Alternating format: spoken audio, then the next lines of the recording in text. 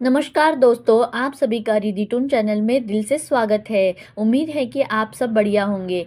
इससे पहले कि आप वीडियो में खो जाएं, जल्दी से चैनल को लाइक और सब्सक्राइब कर लीजिए ताकि आगे भी ऐसे मज़ेदार और दिलचस्प वीडियो आप तक पहुंचते रहे। चलो बिना किसी देरी के वीडियो को शुरू करते हैं। क्या हमारा भाग्य पहले से लिखा होता है?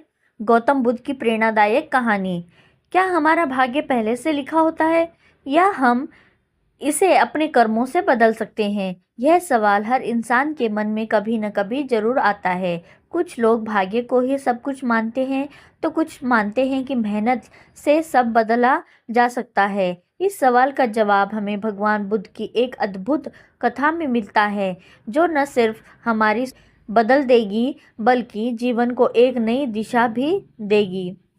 पहला दृश्य जानते हैं। एक युवा ब्राह्मण का सवाल। प्राचीन भारत की बात है। बुद्ध अपने शिष्यों के साथ मगध राजा के एक सुंदर वन में रुके हुए थे।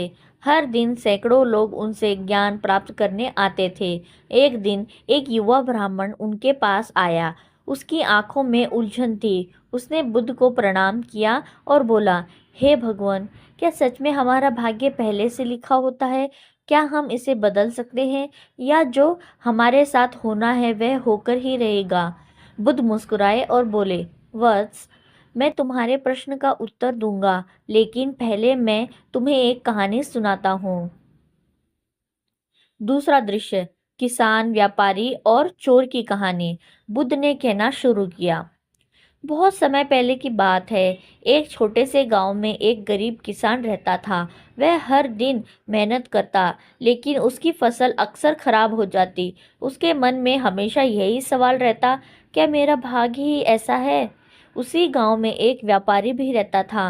वह बहुत चतुर था और हर सौदे में मुनाफा कमाता था, लेकिन एक दिन उसकी सारी दौलत लुट गई।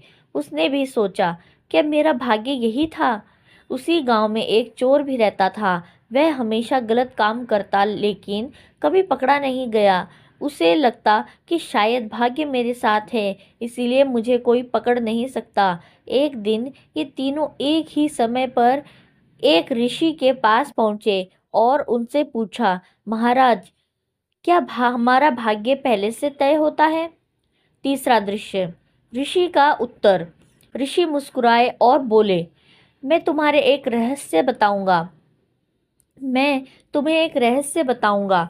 देखो इस वट वृक्ष को, यह बीज से बड़ा हुआ, लेकिन अगर इसे पानी और मिट्टी न मिलती तो यह मर जाता। वैसे ही तुम्हारे भाग्य तुम्हारे कर्मों पर निर्भर करता है। फिर उन्होंने किसान से कहा, अगर तुम मेहनत करना बंद कर दो तो क्या तुम्हारी फसल कभी उगेगी? किसान बोला, नहीं महाराज, मेहनत के बिना कुछ नहीं मिलेगा। ऋषि बोले, तो फिर तुम्हारा भाग्य पहले से तय कैसे हो सकता है? फिर उन्होंने व्यापारी से पूछा, अगर तुम समझदारी से व्यापार करोगे तो क्या फिर से धन कमा सकते हो? व्यापारी ने कहा, हाँ, अगर मैं सही निर्णय लूं तो फिर से सफल हो सकता हूँ।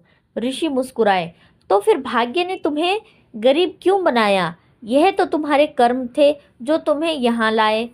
अब चोर से पूछा, अगर तुम यही सोचकर चोरी करते रहो कि तुम्हारा भाग्य अच्छा है और एक दिन पकड़े जाओ तो क्या तब भी यही खोगे? चोर चुप हो गया। उसे समझ आ गया कि वह अपने कर्मों का ही परिणाम भुगत रहा था।